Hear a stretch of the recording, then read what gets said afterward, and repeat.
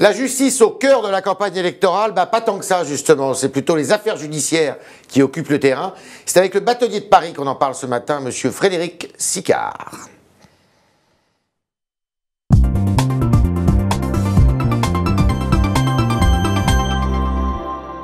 Bonjour. Alors il y a le directeur de l'administration pénitentiaire qui vient de démissionner. C'est bizarre d'ailleurs à quelques jours de la présidentielle. Ça vous inspire quoi? C'est quoi votre réaction? C'est un haut fonctionnaire qui démissionne, mais dans une situation dont on sait qu'elle est très difficile, puisque pour 100 places de prison, actuellement, nous avons un petit peu plus de 113 détenus. Oui. En région parisienne, le plein est complet. On ne peut plus rajouter qui que ce soit à Villepinte. On a Fresnes qui est archi-bouqué. La situation est absolument catastrophique. Mais il est en désaccord avec son ministre? Peut-être, il faut le lui demander. La seule chose que je sais, c'est que le dossier est un dossier compliqué, où on ne peut pas faire des promesses sans pouvoir les réaliser. Les réaliser, ça veut dire construire des places, ça c'est ce qu'on entend, mais c'est plus que ça. Qu'est-ce qu'il faut faire? Créer des... Parce qu'il y a la surpopulation carcérale, qui n'est pas neuve d'ailleurs, ça fait un moment. Qu'est-ce qu'on fait pour lutter contre la surpopulation carcérale?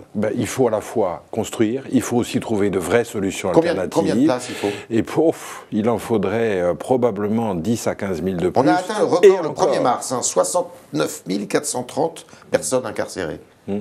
Encore, on n'est pas un pays qui incarcère beaucoup. Hein. Oui, donc c'est dire à quel point nous manquons à la fois de place, mais aussi de personnel. Ça sert absolument à rien de les mettre dans une cellule si personne n'est là pour s'en occuper. Ce qui signifie qu'il faut alors de la gestion des ressources humaines du personnel pénitentiaire. Il faut aussi pouvoir suivre derrière quand on les relâche, pouvoir les accompagner, les réinsérer. Tout ceci, c'est énormément d'efforts qui, jusqu'ici, n'ont pas réellement été faits. Le ministre emblématique du quinquennat de la justice, ça a été Mme Taubira. Son bilan? Alors, je vais vous dire une chose, moi j'aime beaucoup Mme Taubira pour une chose. Elle a introduit dans la loi la notion de justice restaurative, c'est-à-dire l'idée que celui qui pénalement a commis un délit doit aussi avoir une démarche vis-à-vis de la victime. Bon, la seule difficulté, c'est que c'est dans la loi et qu'on n'en a tiré aucune conclusion. Et ces peines de substitution qu'elle a mises en place, c'est à votre avis un succès? Je ne peux pas vous dire que ce soit réellement... Si on regarde les chiffres, c'est pas vraiment un succès d'ailleurs. Voilà, si on regarde les chiffres, c'est pas vraiment un succès, mais d'un autre côté, il va bien falloir faire quelque chose. Donc de toute façon, si vous considérez que ce sont des peines uniquement alternatives à la surpopulation carcérale, mauvaise pioche. Si vous considérez qu'en plus des peines carcérales, il faut aussi étudier des peines substitutives destinées à accompagner la personne qui a été condamnée, alors là, c'est la bonne voie, mais faut-il encore arriver au bout du chemin? Donc en fait, je vous réponds, Mme Taubira, très bien, mais l'élève doit encore faire beaucoup pour arriver au bout. Elle a été accusée de laxisme pourtant. Vous, c'est pas le qualificatif que vous employeriez? La jurisprudence française est une jurisprudence extrêmement répressive. Quand vous comparez par rapport à ce qui se fait ailleurs en Europe, nous ne sommes pas des mous. La loi pénale est une loi répressive. On a une des lois pénales les plus répressives qui soient en Europe. Et la jurisprudence des juges est quelque chose d'assez rigoureux. Et il y a toujours des exceptions.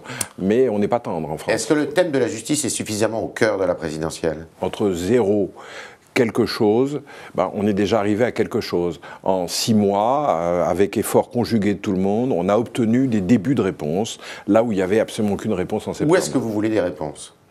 Je veux des réponses sur le nombre de magistrats. Le premier danger qu'a la France, c'est que nous sommes à 10,5 magistrats pour 100 000 habitants, là où toutes les autres démocraties sont à 21 juges pour 100 000 habitants. Il n'y a pas assez de magistrats. Donc il n'y a pas assez de magistrats, c'est clair. Il faut en recruter.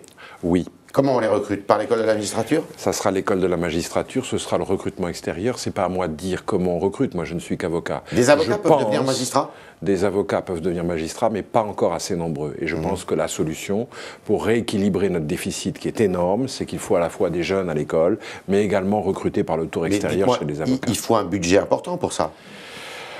Que voulez-vous que je vous dise? C'est pas moi qui vais gérer Bercy. La seule chose que je sais, c'est que le retard est tel que nous allons bientôt être interpellés par nos pays voisins qui vont nous dire vous ne pouvez pas rester dans cette situation où vous êtes totalement déclassé. Le budget de la justice française est inférieur à celui de de la Grande-Bretagne partout, ou de l'Allemagne? dans tous les classements. Vous pouvez le prendre par rapport au PIB, vous pouvez prendre par rapport à l'investissement. Nous sommes toujours au fond de la classe. Alors, on est 24e sur 35e. Ça ne sert à rien de recompter comme ça. Il faut savoir qu'en matière d'accès juridique, nous donnons 7 € par personne, c'est le dernier classement qui a été établi, et que nous donnons à peu près moins de 31 € à la justice elle-même, parce qu'après il faut compter aussi l'administration pénitentiaire, et nous sommes ceux qui donnons le moins en Europe. On est 35e sur 45. C'est des choses où on est vraiment très en retard. Voilà. Donc la justice est maltraitée en France? La justice est non seulement maltraitée, mais elle est totalement ignorée. Et nous venons juste d'avoir un début de programme, puisque nous avons maintenant 3 des 5 candidats qui répondent Ils sont très 11 clairement. candidats, hein. Les 5, 3 des 5 10 grands principaux. candidats. Oui. C'est qui les 3?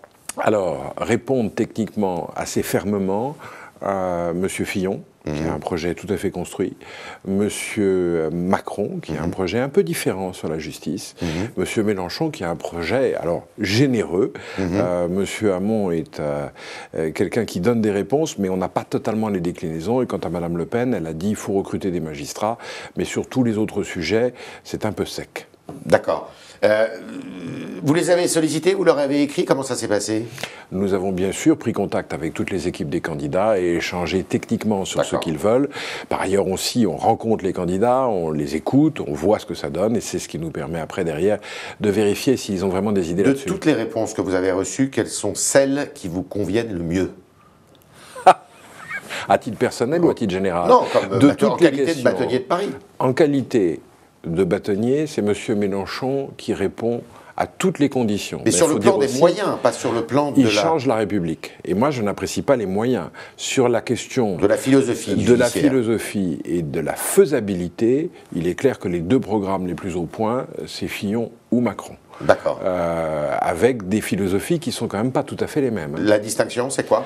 Vous avez tous les deux sont d'accord sur la question du numérique, c'est-à-dire la généralisation du numérique en termes de justice, avec des moyens plus ou moins différents. Ça veut dire quoi? Ça veut dire des échanges numériques entre... Électronique. D'accord. Tous les deux ont moins de bureaucratie, donc. Moins de bureaucratie, en tout cas un accès plus facile, plus libre. Tous les deux sont d'accord sur la structuration, la nécessité de structurer sur le territoire la justice, pas forcément avec les mêmes solutions, mais tous ont bien en tête cette nécessité de resserrer la justice avec moins de cours d'appel, les tribunaux un petit peu plus centrés. Après, il y a des différences. Donc on revoit la carte judiciaire. On revoit la carte judiciaire dans les 2 cas. Voilà. Après, derrière, tous les deux ont des idées totalement différentes sur l'aide juridictionnelle. Monsieur Macron a l'idée originale d'un cabinet d'aide juridictionnelle où on aurait des avocats spécialisés pour les plus démunis.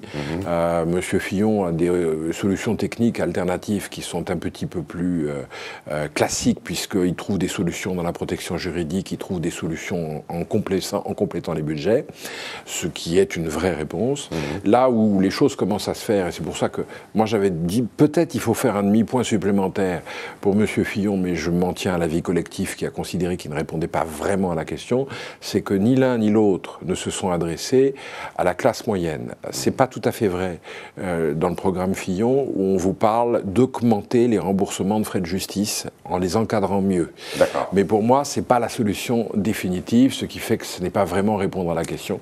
Aucun des deux ne veut en réalité parler droit constitutionnel à la défense, ça c'est ma grande tristesse, et aucun des deux ne nous donne de véritables réponses sur les autres sujets, au-delà de ce que je viens de vous dire en termes de recrutement. Le recrutement, c'est la différence d'ailleurs, puisque M. Macron répond qu'en termes de recrutement, il ne donnera pas de chiffres. Donc il n'aura pas vu ce que donne l'électronique. Monsieur Fillon est un petit peu plus agressif, en tout cas plus actif, plus positif, puisqu'il dit de toute façon, moi je ferai au minimum un nombre de postes, quoi qu'il arrive, que je vous garantis, pour remplacer les postes vacants, voire des créations de postes. Là, il y a une petite ambiguïté de discours. L'indépendance du parquet, c'est un sujet pour vous, il faut l'inscrire dans la Constitution ? Si on inscrit l'indépendance du parquet dans la Constitution, ce qui me va très bien, il faudra aussi donner le droit à chaque citoyen d'avoir la garantie d'un avocat libre, indépendant, tenu au secret professionnel. Ça m'intéresse. On ne fait pas l'un sans l'autre. On ne fait pas l'accusation sans la défense. D'accord. L'indépendance du parquet dans la Constitution, ça veut dire qu'on coupe le cordon avec le garde des Sceaux. Ou pas. En tout cas, si vous le mettez dans une garantie de carrière et de gestion des ressources humaines dans la Constitution, moi ça me va très très bien. Simplement, si vous faites ça, et c'est un choix politique, n'oubliez jamais la défense. N'oubliez jamais la défense. Et c'est ça qui est assez terrorisant dans les discours, parce que quoi qu'il arrive, nous n'arrivons pas à obtenir d'un grand candidat qu'il dise « moi je veux ». Pour mon mandat, qu'il y ait des droits de la défense. Ils n'en ont pas suivi suffisamment les affaires. Peut-être qu'ils ont encore envie d'aller écouter l'opposition, de continuer les écoutes, les affaires, les sorties. Mais c'est quand même une grande tristesse de ne pas arriver à avoir un propos ferme en disant les droits de la défense, ça existe. Et le droit de la défense n'est pas garanti aujourd'hui ? Le droit de la défense est loin d'être garanti, puisque vous pouvez tout à fait être soupçonné, ballotté, et que pour autant vous ne pouvez pas obtenir qu'un véritable accès de la défense complet, non écouté, tenu au secret professionnel absolu, libre et indépendante. Ça veut dire que quand vous êtes en enquête préliminaire, par exemple, face au parquet, vous n'avez pas le droit d'accéder, vous accédez pas au dossier. La chambre criminelle de la Cour de cassation a jugé très clairement que le seul secret professionnel concernait pour elle quelqu'un qui est mis en examen, c'est l'affaire Sarkozy. On peut écouter joyeusement tout le monde tant qu'on n'est pas mis en examen, mis en cellule, ce qui, quand même, limite énormément les possibilités. Il faut réformer le secret de l'instruction aussi, parce que c'est un sujet qui fait beaucoup d'encre. On voit, à la faveur d'affaires,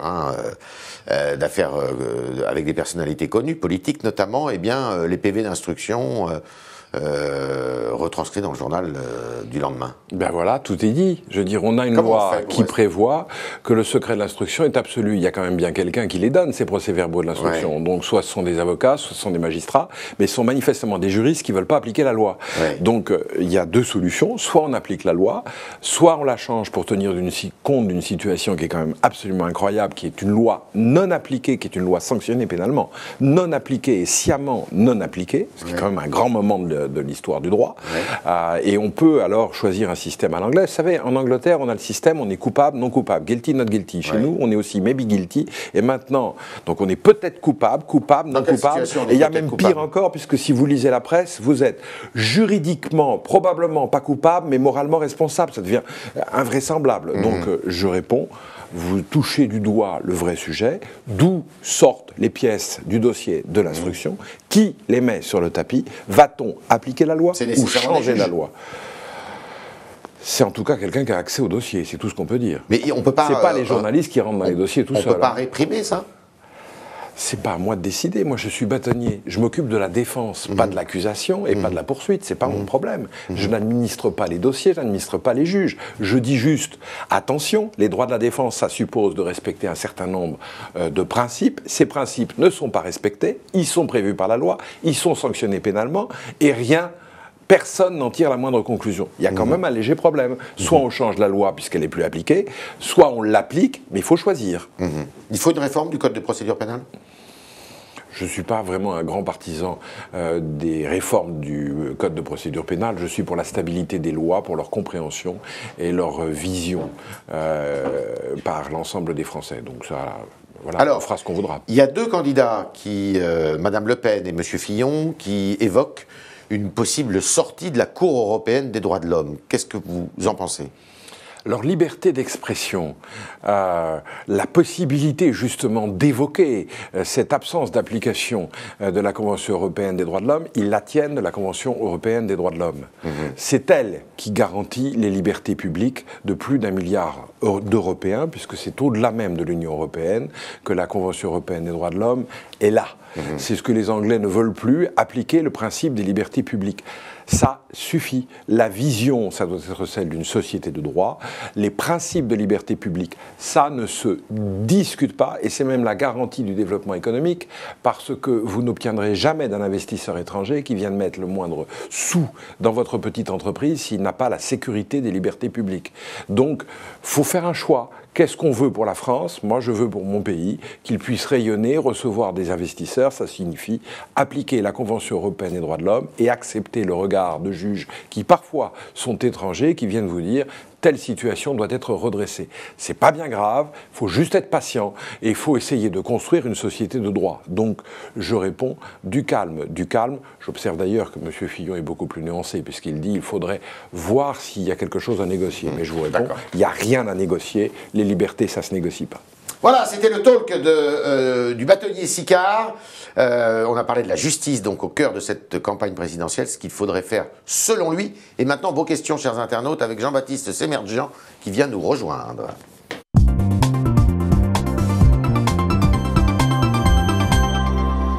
Jean-Baptiste, bonjour. Bonjour. Les questions. Bonjour, Jessica. Ma première question vient de Colline et vous demande combien coûte une personne incarcérée en France. Ah, alors ça c'est un chiffre qui pourrait être tout à fait intéressant. On ne l'a pas réellement parce que mais le coût n'est pas très élevé en France. Il faut savoir que nous mettons 31 € par Français dans le système pénitentiaire. Donc ça vous fait une première réponse. 31 € tout à l'heure. Élie ajoutait, vous demandez, faut-il construire de nouvelles prisons et même créer un impôt prison ? Si on pouvait éviter de faire des taxes indirectes en permanence et réellement financer, c'est-à-dire que ma réponse va être une réponse de droit de la comptabilité publique première année. On fait ses dépenses avec ses recettes. C'est généralement le principe qu'on vous enseigne en droit, même si personne ne l'applique derrière. Et donc, voilà, il ne faut pas un impôt prison, mais par contre, construire, ah bah ça oui, on a pris tellement de retard depuis plusieurs décennies, depuis plusieurs gouvernements tant de droite que de gauche, qu'il faut le rattraper. Sabrina vous demande, propose de renvoyer les détenus étrangers dans leur pays. Qu'en pensez-vous ?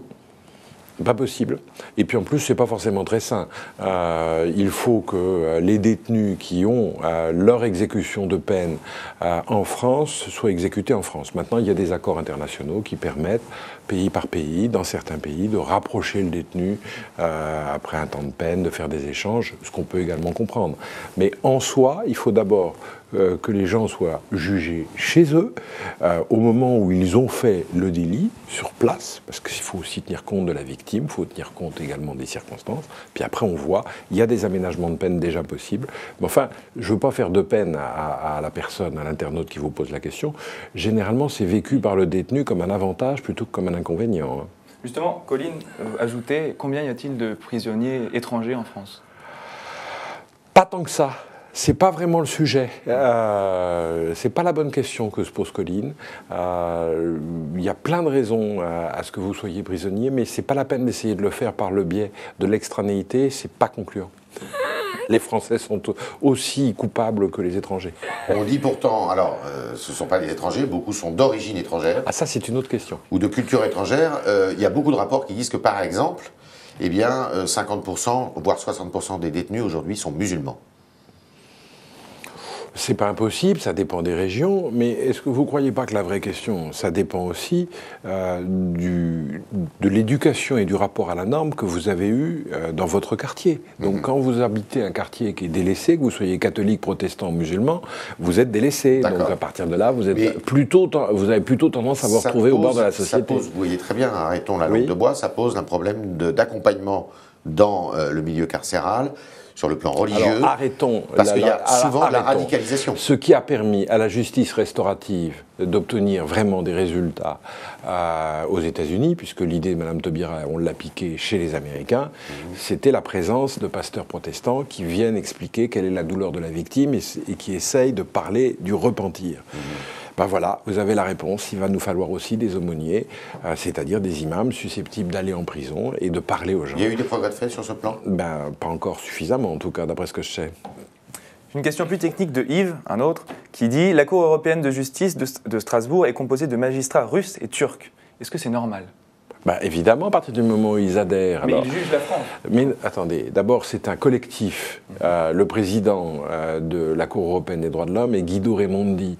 C'est un Italien. Je veux dire, on ne va pas en plus faire la tête aux Italiens. Ce sont essentiellement de très grands juristes et des magistrats d'une formation absolument exceptionnelle et d'un dévouement aux libertés qui est incontestable. C'est le principe d'une juridiction internationale. C'est ce qui permet justement de dire, eh ben, dans mon pays, ça ne va pas tout à fait. Est-ce que c'est vrai, est-ce que c'est faux ? Une question maintenant, on revient à Paris. Une question de Élie qui vous demande « À Paris, environ 20% des jeunes avocats vivent d'autres choses. Comment est-ce que vous l'expliquez » Vivent de quoi? Moi, je connais bien mes chiffres. Trop bas, les revenus sont bas. Il y a une paupérisation de la profession. Ça, c'est vrai. Et c'est un phénomène qui est européen. Donc, c'est quelque chose que l'on doit réfléchir parce que le droit est quelque chose de fondamental dans une société. Ça, c'est vrai. C'est pas seulement les jeunes. Je peux même avoir des chiffres plus précis. Nous sommes un des barreaux qui connaît le moins cet effet de paupérisation puisqu'il est général en Europe. C'est absolument pas sain. Et là-dessus, il faudrait avoir avoir de vraies réactions. Nous nous y attelons. La solution, elle est assez simple. Hein. Je veux dire, il y a un moment, il va falloir dire on n'a pas de place pour tout le monde. Voilà. Voilà, c'était les réponses à vos questions, chers auditeurs et chers internautes, de Frédéric Sicard, le bâtonnier de Paris. On le remercie de l'exercice. Merci.